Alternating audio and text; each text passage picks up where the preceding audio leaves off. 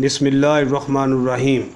अज़ीज़ान मोहतरम, माह मुहर्रम आते ही पूरी उम्मत का गम ताज़ा हो जाता है। 14 सदियाँ गुज़र गईं, उम्मत की आहो बका से आज भी दश्तो जबल गूंज रहे हैं। सदियों से बराबर बहने वाले ये आंसू जमा किए जाएं तो नहरें बह निकलती हैं। कौन कहता है कि नवासा रसूल की मज़लूमाना शहादत पर आप अपना दिल ना दुखाएं, आंसू ना बहाएं और अक़ीदत व मुहब्बत में इजहार गम ना करें।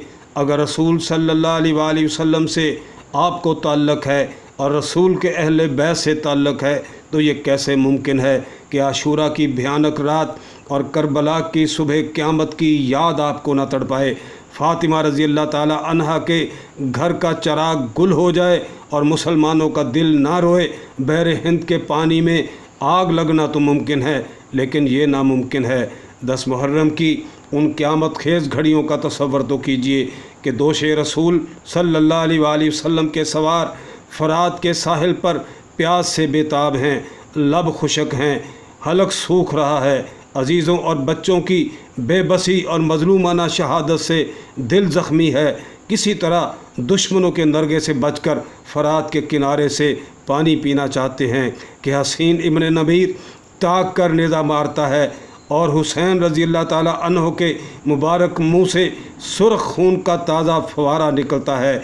नौजवानान जन्नत के सरदार ये खून चुल्लू में लेकर आसमान की तरफ उछालते हैं और कहते हैं, ए इलाहे बेनियास, तेरे नबी सल्लल्लाहु अलैहि वसल्लम के नवासे के साथ ये संग दिल जो सलूक कर रहे हैं, इसकी फ़रियाद मैं तुझी से करता हूँ। और फिर आसमान की आँखों ने यह दिल दोस्त मंज़र भी देखा कि नवासा रसूल की गर्दन में तीर छिदा हुआ है। आप रज़ी अल्लाह ताला अन्हो हाथ से खींच कर निकालते हैं कि ज़रीहा गर्दन मुबारक पर तलवार से वार करता है और मज़लूम करबला रज़ी अल्लाह ताला अन्हो ज़ख्मों की ताब ना लाकर गिर पड़ते हैं। इसी दौरान सन्नान इब्न अनस का ऐसा नेज़ा लगता है कि आप हमेशा के लिए उम्मत को अपने गम में रोता छोड़कर दुनिया से रुखसत हो जाते हैं। और यही सन्नान शकी नवासा रसूल का सर मुबारक जिसमें अतर से जुदा करके इब्न ज़ियाद के पास कूफा भेज देता है। और फिर इस मंज़र पर किसका कलेजा फटना पड़ेगा कि इब्न ज़ियाद के सामने फ़ातिमा रज़ी अल्लाह ताला अन्हा के लख्ते जिगर का सर मुबारक रखा है और वह गुस्ताख अपनी छड़ी से आप रज़ी अल्लाह ताला अन्हो के मुबारक दांतों और होंठों को छेड़ रहा है। एक बूढ़े सहाबी ज़ैद बिन अरकम रज़ी अल्लाह ताला अन्हो से यह मंज़र देखा ना गया। गुस्से से बेताब होकर बोले, छड़ी हटा लो ए ज़ालिम, अल्लाह की कसम मैंने रसूल पाक सल्लल्लाहु अलैहि वसल्लम के लबों को इन लबों का बोसा लेते हुए देखा है। ये कहा और बेइख्तियार धाड़े मार मार कर रोने लगे।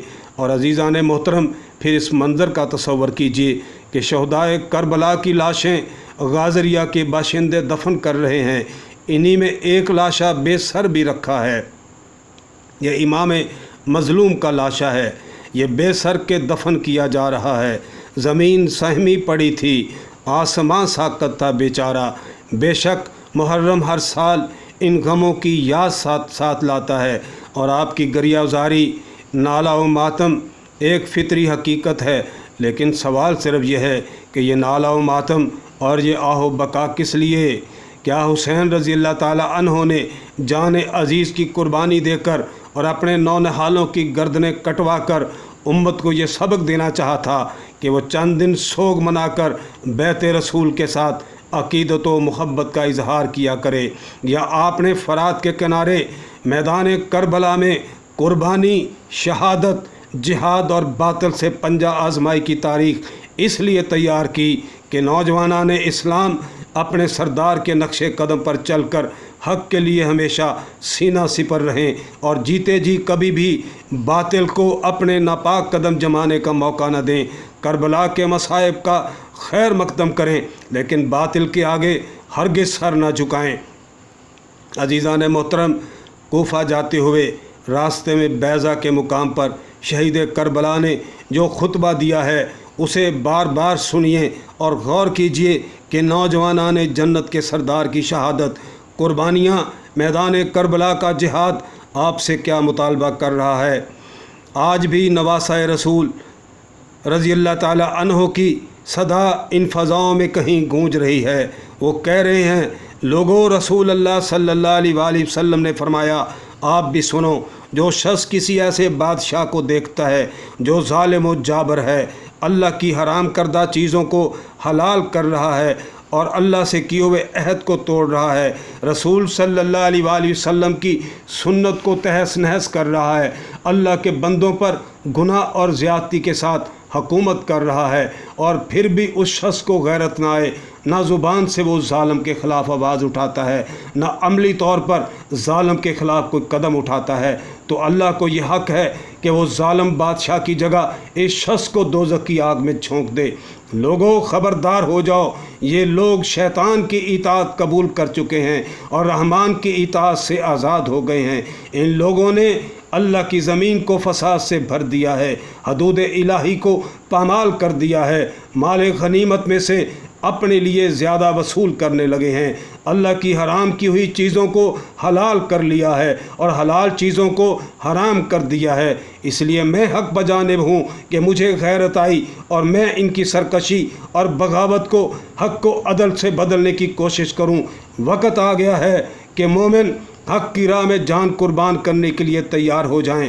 میں شہادت کی موت چاہتا ہوں۔ ظالموں کے ساتھ زندہ رہنا خود بہت بڑا جرم ہے۔ میری ذات تم لوگوں کے لیے نمونہ ہے۔ اور تقریر کرنے والا خاموش ہو گیا۔ عزیزان محترم، اس کی آرزو پوری ہو گئی اور اب قیامت ہی میں آپ اس آواز کو سن سکیں گے، لیکن اس کی گونج اب بھی آپ کو جھنجھوڑتی ہے۔ آج بھی دنیا اللہ کی اطاعت سے آزاد ہے، آج بھی حدود الہی پامال ہو رہی ہیں، آج بھی دنیا میں حلال حرام ہے اور حرام حلال ہے، اور دنیا میں ہر طرف فساد پھیل گیا ہے۔ آج بھی لیبیا کا نوحہ ہمارے کانوں میں گونج رہا ہے، آج بھی شام کی بربادی جاری ہے، آج بھی عراق صدمے پہ صدمہ سہ رہا ہے، ارض مقدس فلسطین لہو لہو ہے، اور آج بھی کشمیر کی بیٹیاں محمد بن قاسموں کو پکار رہی ہیں۔ یہ پکار ملت کے نوجوانوں کو آج بھی غیرت دلا رہی ہیں اور انہی مرحلوں سے گزرنے کی دعوت دے رہی ہیں جن مرحلوں سے شہید کربلا گزرے تھے۔